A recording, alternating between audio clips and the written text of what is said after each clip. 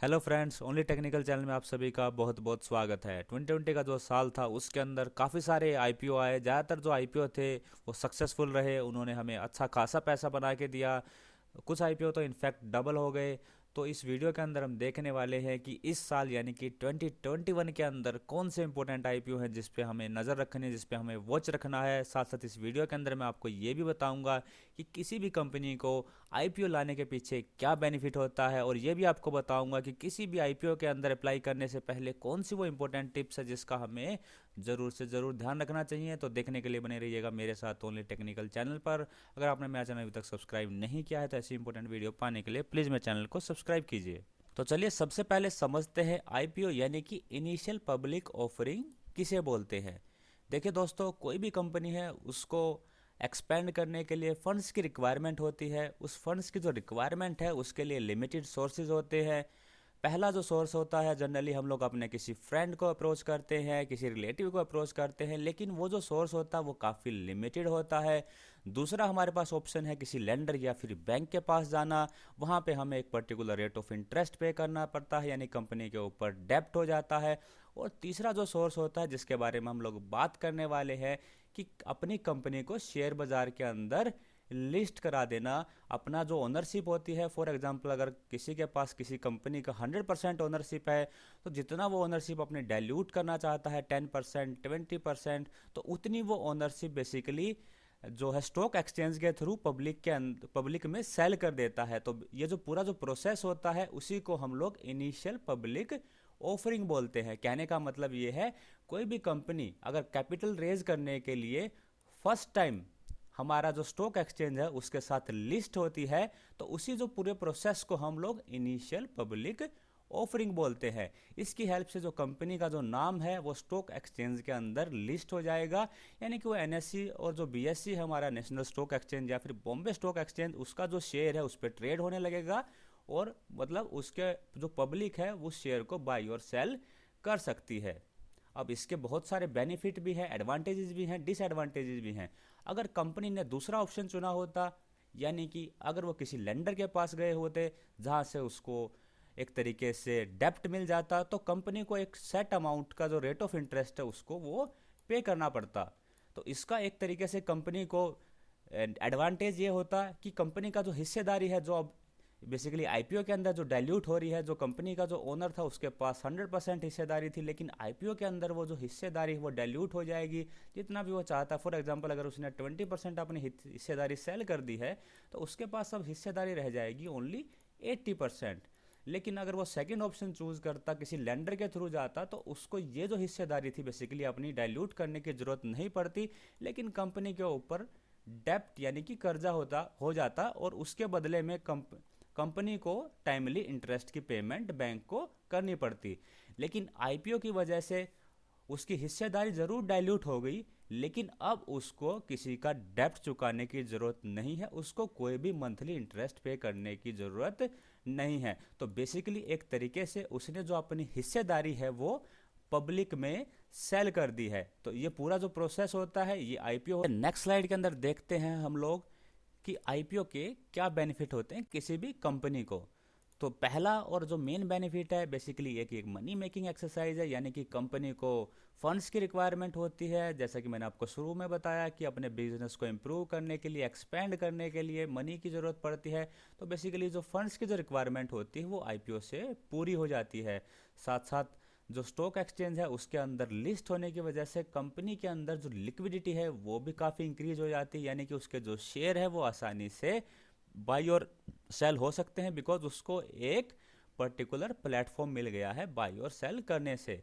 साथ साथ जब भी कंपनी पब्लिक होती है तो एक तरीके से उसकी जो ब्रांड वैल्यू है वो इंक्रीज हो जाती है, कंपनी के ऊपर जो इन्वेस्टर है उसकी क्रेडिबिलिटी बढ़ जाती है, कंपनी की ओवरऑल जो इमेज है उसका मेक ओवर होता है। जैसे कि मैं आपको एग्जांपल दूं, अभी रिसेंटली जो है हमारा बेक्टर फूड का आईपीओ लॉन्च हुआ था।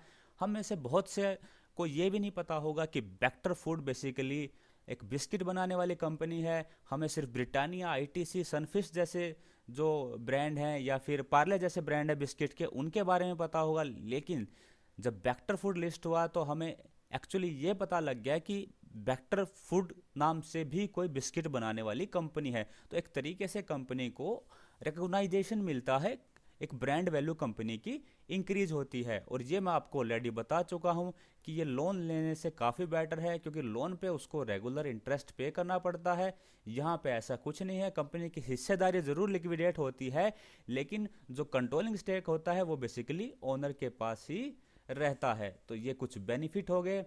चलिए कुछ नेक्स्ट स्लाइड के अंदर कुछ इंपॉर्टेंट टिप्स देखते हैं। किसी भी आईपीओ के अंदर अप्लाई करने से पहले हमें कुछ ज़रूरी बातें ज़रूर जान लेनी चाहिए। तो वो सारी टिप्स बेसिकली इसके अंदर मैंने समराइज़ करने की कोशिश करी है। सबसे पहली चीज़ है कि आईपीओ के अंदर अप्लाई करने के लिए आपके पास जो डीमैट अकाउंट है वो बिल्कुल होना चाहिए, ये कंपल्सरी होना चाहिए। साथ साथ जो आईपीओ का जो अप्लाई करना है, आप कोशिश करिए मेरे हिसाब से आप लास्ट डेट को अप्लाई करें, बिकॉज ज़्यादातर जो लोग होते हैं वो आईपीओ के अंदर लिस्टिंग गेन के लिए आते हैं। तो लिस्टिंग गेन हमें तभी मिलता है, कोई आईपीओ है वो कम से कम 40-50 गुना अगर वो सब्सक्राइब हुआ है तभी हमें बेसिकली उसके अंदर लिस्टिंग गेन मिलता है। तो बेटर है कि आप जो आईपीओ की जो लास्ट डेट है और उसका भी आप ये मानिए कि आपको 2 से 3 बजे तक आप वेट करें और उसका सब्सक्रिप्शन चेक कीजिए। अगर सब्सक्रिप्शन 40 से 50 गुना हो गया है और साथ साथ उसका जो ग्रे मार्केट के अंदर प्रीमियम है आप वो भी चेक कर सकते हैं। अगर वो भी अच्छा खासा है, कोई भी शेयर अगर प्रीमियम पे चल रहा है तो आप उस आईपीओ के अंदर अप्लाई कर सकते हैं। साथ साथ अपनी जो प्रोबेबिलिटी है उसको बढ़ाने के लिए आप मल्टीपल डीमैट अकाउंट अपने सभी फैमिली मेंबर्स के खुलवाइए और उसके थ्रू अप्लाई कीजिए। इससे बेसिकली आपकी जो प्रोबेबिलिटी है वो काफ़ी इंक्रीज हो जाएगी। साथ साथ एक और टिप है आपके लिए, जनरली हम लोग क्या करते हैं एज ए रिटेलर, जो हमारे लिए जो मैक्सिमम लिमिट होती है बेसिकली वो 2 लाख की होती है। और इवन जो हमारा कोई आईपीओ अगर ओवर सब्सक्राइब हो जाता है तो फिर भी हम जो मैक्सिमम लोट है वो 2 लाख का अप्लाई कर देते हैं। बेसिकली अगर कोई भी आईपीओ अगर ओवर सब्सक्राइब हुआ है दोस्तों, तो आपने चाहे बेशक से 2 लाख के लिए अप्लाई करा है, आपको सिर्फ एक लोट मिलने वाला है जिसकी जनरली जो प्राइस रहता है 14 से 15 हज़ार रहता है।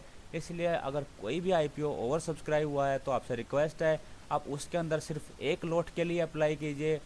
बिकॉज चाहे वो बेशक से आपने मैक्सिमम लोट के लिए अप्लाई किया है, अगर आपको वो आईपीओ मिलता है और वो ओवर सब्सक्राइब हुआ है तो आप सिर्फ एक ही लोट के लिए एलिजिबल है। At the end of the day आपको सिर्फ एक लोट मिलने वाला है। तो चलिए ये कुछ इंपॉर्टेंट टिप्स हो गई। अब बात करते हैं इस साल यानी कि 2021 के अंदर कौन कौन से इंपॉर्टेंट आईपीओ आने वाले हैं। चलिए नेक्स्ट स्लाइड से हम लोग शुरुआत करते हैं। आप देख पा रहे होंगे यहाँ पे मैंने एक टेबल बनाई है, यहाँ पे इधर कंपनी का नाम है, यहाँ आईपीओ का जो साइज़ है और यहाँ पे हम लोगों ने टेंटेटिव डेट लगाई है। तो अगर जनवरी मंथ की बात करें तो जनवरी के अंदर टेंटेटिव जो हमारे जो आईपीओ आ सकते हैं वो है सबसे पहला इंडियन रेलवे फाइनेंस कॉरपोरेशन का और दूसरा है हमारा रेलटेल का। दोनों काफ़ी इम्पोर्टेंट आईपीओ हैं, दोनों की मोनोपोली है एक तरीके से अपने बिजनेस के अंदर, तो ये काफ़ी इम्पोर्टेंट आईपीओ होंगे। उसके बाद होम फर्स्ट जो स्मॉल फाइनेंस है, एक तरीके से होम फर्स्ट फाइनेंस है, उसका आईपीओ आ सकता है। देन कल्याण ज्वेलर्स जो काफ़ी रैपिडली इंक्रीजिंग ज्वेलर है, उसका भी आईपीओ आ सकता है जनवरी मंथ में। और जनवरी में ही एक स्मॉल फाइनेंस बैंक है ESAF, उसका भी आईपीओ आ सकता है। अगर फेब मंथ की बात करें तो फेब के अंदर जो स्टड्स है कंपनी जो जनरली हेलमेट वगैरह बनाती है तो उसका आईपीओ आ सकता है। उसके बाद सूर्योदय स्मॉल फाइनेंस है। इवन जो स्टोव क्राफ्ट है जो हमारे पिजन अप्लायंसेस वाले हैं, जो किचन अप्लायंसेस से रिलेटेड जो बनाते हैं, तो इसका भी आईपीओ हमारा फेब के अंदर आ सकता है। इसके अलावा अगर हम और नेक्स्ट स्लाइड के अंदर जाएंगे तो आपको और भी काफ़ी सारे आईपीओ मिलेंगे। हालांकि लिस्ट जो है आईपीओ की काफ़ी लंबी है, लेकिन मैं आपको पॉइंट करके जो हमारे लिए इम्पोर्टेंट आईपीओ है मैं एक बार आपको पॉइंट आउट कर, जैसे ग्रोफर का आईपीओ आएगा वो भी 2021 यानी कि इसी साल के अंदर आएगा। और अगर इम्पोर्टेंट आईपीओ की हम बात करें तो सेंचुरी मेटल का आईपीओ है, डोडा डेवलपर का आईपीओ भी काफ़ी इम्पोर्टेंट होने वाला है। इसके अलावा जो कॉमिक बनाने वाली जो कंपनी है नज़ारा टेक्नोलॉजी, बेसिकली ये जो मोटू पतलू वाली जो सीरीज़ है ये नज़ारा टेक्नोलॉजी ही बनाती है, तो ये भी काफ़ी इम्पोर्टेंट आईपीओ होगा जो इस साल आने वाला है। अगर और आगे लिस्ट में हम बढ़ें तो हमें और भी कुछ इंपॉर्टेंट आईपीओ नज़र आएंगे, जैसे कि हमारा आकाश एजुकेशन सर्विसेज है, ये भी इसी साल आने वाला है। और जैसे हमारा वेक्टर फूड था, ऐसे ही अनमोल इंडस्ट्री जो अनमोल बिस्किट वाले हैं वो भी आईपीओ लेके आने वाले हैं। और ये वेक्टर फूड से काफ़ी शानदार आईपीओ होने वाला, उससे काफ़ी अच्छा आईपीओ होगा। और आगे हम बात करें तो फ्लेयर राइटिंग है जो बेसिकली पेन बनाती है, और एक और जो दिग्गज आईपीओ है एजीएस, ये बेसिकली ऑनलाइन सर्विसेज से रिलेटेड एटीएम सर्विसेज है, बहुत सारी इसी तरीके के जो इक्विपमेंट हैं ये प्रोवाइड करती है। तो ये भी काफ़ी इंपॉर्टेंट आईपीओ होगा देखने वाला। अगर और आगे हम बात करें जो इस साल के अंदर आ सकते हैं, तो इसमें सबसे इम्पोर्टेंट इस लिस्ट के अंदर हमें बारबेक्यू नेशन दिखाई दे रहा है। बारबेक्यू नेशन आप लोग जानते हैं, एक तरीके से हमारी जो क्यूएसआर है उसकी चेन ये चलाते हैं। और उसके बाद हम बात करें तो रिलायंस जनरल इंश्योरेंस है, एनएससी जैसे बीएससी लिस्टेड है ऐसे ही एनएससी का भी शेयर आने वाला है, ये भी काफ़ी इंपॉर्टेंट आईपीओ होगा। लाइट बाइट फूड होगा, नेशनल इंश्योरेंस जो कंपनी है हमारी जनरल इंश्योरेंस कंपनी है उसका भी आईपीओ आ सकता है। साथ साथ अगर हम बात करें इंडियन रेन्यूएबल डेवलपमेंट एजेंसी का भी आईपीओ आ सकता है इसी साल। और पीएनबी मेटलाइफ जो काफ़ी शानदार इंश्योरेंस कंपनी है उसका भी आईपीओ इसी साल आ सकता है। साथ साथ लास्ट में इस लिस्ट के अंदर हम देखें तो फिनो पेमेंट बैंक है जो एक स्मॉल पेमेंट बैंक है, जैसे कि पेटीएम वाला पेमेंट बैंक है ऐसे ही फिनो का जो पेमेंट बैंक है उसका भी आईपीओ इसी साल आ सकता है। अगर लिस्ट में हम लोग और आगे बढ़ते हैं तो आपको मोंटे कार्लो की कंपनी दिखाई दे रही होगी। मोंटे कार्लो बेसिकली गारमेंट्स बनाती है, लेकिन ये जो कंपनी जो लिस्ट हो रही है वो कंस्ट्रक्शन वाली जो कंपनी है इसकी वो लिस्ट होने वाली है। इसके साथ साथ मुथूट का जो माइक्रो फाइनेंस का जो बिजनेस है वो भी लिस्ट हो जाएगा 2021 के अंदर। इनका जो है प्लान है लिस्ट कराने का। इमामी सीमेंट है, जीएसडब्ल्यू सीमेंट है, श्रीराम प्रॉपर्टीज है, बजाज एनर्जी बहुत ही इंपॉर्टेंट आईपीओ होने वाला है, ये भी इसी साल आ सकता है। यहाँ पे जो आईपीओ की अमाउंट भी दे रखी है करीब 5400 करोड़ का आईपीओ होगा। साथ साथ जो नंबर 1 आईपीओ इस साल के अंदर आ सकता है वो है एचडीबी फाइनेंशियल सर्विसेज का।